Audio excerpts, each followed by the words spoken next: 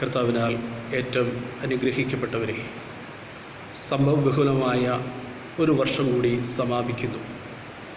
ചരിത്രത്തിൻ്റെ ഭാഗമായി തീർന്ന ഒരു വർഷം, നമ്മുടെ ജീവിതത്തിൽ ആദ്യമായി കേട്ടുകേൾവി പോലുമില്ലാത്ത പല സാഹചര്യങ്ങളിലൂടെ കടന്നുപോയ വർഷം, COVID-19 എന്ന മഹാമാരി രോഗം വിദൂരതയിലായിരുന്ന ചൈനയിൽ നിന്ന് നമ്മുടെ ദേശത്ത് എത്തിയ വർഷം, ലോക്ക്ഡൗൺ എന്നത് ഹർത്താലിൽ മാത്രം കേട്ടിട്ടുള്ള നാം എത്രയോ ദിനരാത്രങ്ങൾ ലോക്ക്ഡൗണിലായിപ്പോയി.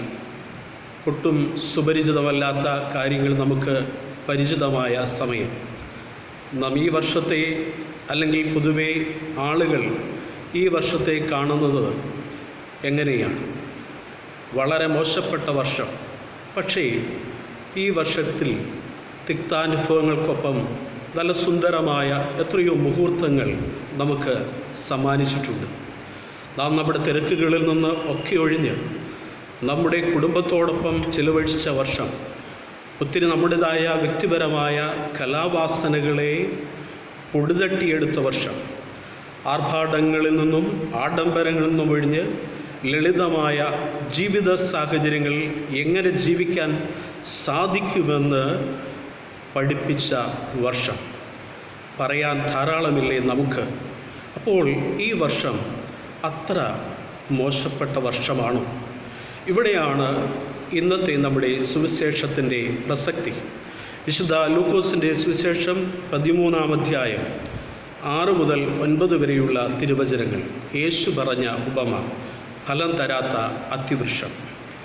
ബ്രാക്കറ്റിൽ ഇപ്രകാരം പറയാം: മുന്തിരിത്തോട്ടത്തിലെ അത്തിവൃക്ഷം. ഈ അത്തിവൃക്ഷത്തിൻ്റെ പ്രശ്നം എന്താണ്? ഇതിൽ ഫലമില്ല. ഉടമസ്ഥൻ 3 വർഷമായി ഇതിൻ്റെ പിറകെ നടക്കുക, ഫലം അന്വേഷിച്ച്. പക്ഷേ നിരാശ മാത്രം. ഇതിൻ്റെ സാഹചര്യം ആണെങ്കിലോ ഏറ്റവും നല്ല ചുറ്റുപാട്. അതാണ് ഞാൻ മുൻപ് പറഞ്ഞത്, ബ്രാക്കറ്റിൽ മുന്തിരിത്തോട്ടത്തിലെ അത്തിവൃക്ഷം. മുന്തിരിത്തോട്ടത്തു നിന്ന് വളവും വെള്ളവും എല്ലാം സ്വീകരിക്കുന്നുണ്ട്, പക്ഷേ ഫലം നിരാശ മാത്രം. അതുകൊണ്ടാണ് യജമാനൻ പറഞ്ഞത് അത് വെട്ടിക്കളയുക. അപ്പോൾ കൃഷിക്കാരൻ പറഞ്ഞു, യജമാനെ, 1 വർഷം കൂടി അത് നിൽക്കട്ടെ, ഞാൻ അതൊന്നുകൂടി പരിശ്രമിച്ച് അതിൻ്റെ ചുവട് കിളച്ച് വളമിടാം, മേലിൽ അത് ഫലം നൽകിയേക്കാം, അല്ലെങ്കിൽ അത് വെട്ടിക്കളഞ്ഞുകൊള്ളുക. ഇവിടെ വചനഭാഗത്തിൽ പശ്ചാത്തപിക്കുന്നില്ലെങ്കിൽ നാശമെന്ന വേദഭാഗത്തിന് ശേഷമാണ് അത്തിവൃക്ഷത്തിൻ്റെ കാര്യം പറയുക. കുറവുകളിൽ നിന്ന് പാഠം ഉൾക്കൊണ്ടുകൊണ്ട് നിറവുകളിലേക്ക് പ്രവേശിക്കുക, അവിടെയാണ് ഫലമുണ്ടാകുക.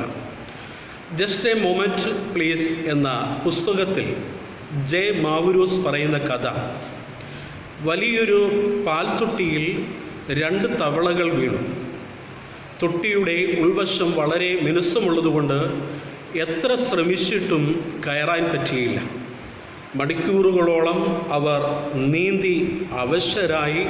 നിരാശയോടെ ഒരു തവള പറഞ്ഞു, ഞാൻ മടുത്തു, ഇനി പറ്റൂല. അത്രയും പറഞ്ഞിട്ട് അത് മുങ്ങിച്ചത്തു. എന്നാൽ മറ്റേ തവള വീണ്ടും ശക്തിയായി നീന്തി തുടിച്ചു. പാലിൽ വെണ്ണ ഉറഞ്ഞുകൂടുകയായിരുന്നു. സന്തോഷത്തോടെ ആ തവള വലിയൊരു വെണ്ണക്കട്ടിയിൽ ചവിട്ടി ചാടിക്കയറി. 1-2 പ്രാവശ്യം തോറ്റാലും നാം മടുക്കരുത്. ദൈവമിതാ മറ്റൊരവസരം കൂടി തന്നിരിക്കുന്നു. ഇപ്രാവശ്യമെങ്കിലും ദൈവത്തിനടുത്ത ഫലം നമുക്ക് വിളയിക്കാം. ഫലസമൃദ്ധിയുടെ നിറകുടവും പൂർണ്ണതയുമായ യേശുവിൽ നിന്ന് നമുക്ക് ഫലങ്ങൾ സ്വീകരിക്കാം. നമ്മുടെ കുറവുകളെ മനസ്സിലാക്കി അവയിൽ നിന്ന് പാഠങ്ങൾ കൊണ്ടുകൊണ്ട് ഫലങ്ങൾ പുറപ്പെടുവിക്കുന്നവരായി തീരാം. നമുക്ക് തീഷ്ണതയോടെ നമ്മുടെ തിക്താനുഭവങ്ങൾ മറക്കാം, നല്ലത് സ്വീകരിക്കാം, നല്ലതിനെ വരവേൽക്കാം. ആത്മീയതയിൽ ഊന്നിയ ഫലങ്ങൾ പുറപ്പെടുവിക്കുന്ന ഒരു പുതുവർഷത്തിനായി നമുക്ക് ഒരുമിച്ചൊരുങ്ങാം. ദൈവം അനുഗ്രഹിക്കട്ടെ.